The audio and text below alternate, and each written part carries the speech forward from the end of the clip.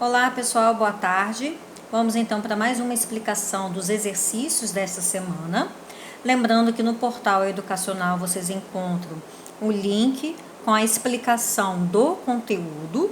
Aqui é somente uma breve explicação do exercício que vocês vão ter que fazer. Então, a matéria da semana, formas nominais do verbo. E nessa primeira questão, vocês vão ter que identificar se esses verbos em negrito são infinitivo, gerúndio ou particípio, colocando as iniciais aí de cada um.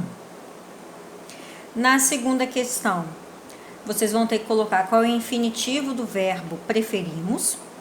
E essa desinência mos indica o quê? Pessoa ou número. Na terceira tem uma tirinha. E você vai ter que identificar qual é a locução verbal no primeiro quadrinho. E aí identificar também qual é o verbo auxiliar, a pessoa e o número que está flexionado. Quanto ao verbo principal, qual que é e qual forma nominal ele aparece. Na quarta questão tem um anúncio e você vai ter que ver essa forma verbal convidar-se está em que modo e a forma verbal aceitaria, qual é o modo que está. Se é o modo indicativo, subjuntivo ou imperativo. Partindo agora para a segunda atividade, formas nominais do verbo 2. Tem um pequeno texto. E as questões, basicamente as questões são objetivas. Vocês vão ter que escolher um item e marcar.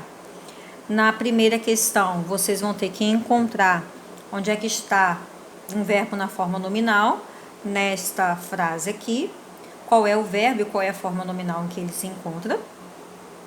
Na segunda questão, o verbo em gerúndio, que deve ser preenchido nessa lacuna aqui do texto, qual é que seria?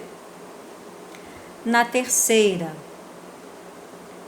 o sujeito desse verbo aqui, qual que é? Aí você vai ter que ver lá no texto, ler, para conseguir identificar qual é o sujeito.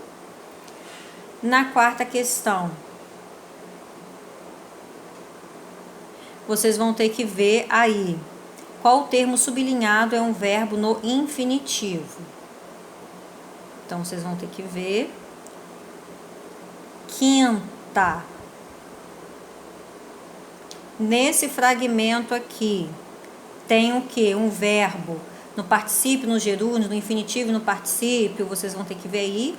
E lembrando que tem que ser respectivamente. O que isso quer dizer? Tem que ser na mesma ordem. Na sexta questão, essa locução verbal aqui indica fato inacabado, previsível, concluído ou hipotético. Vocês vão escolher o item.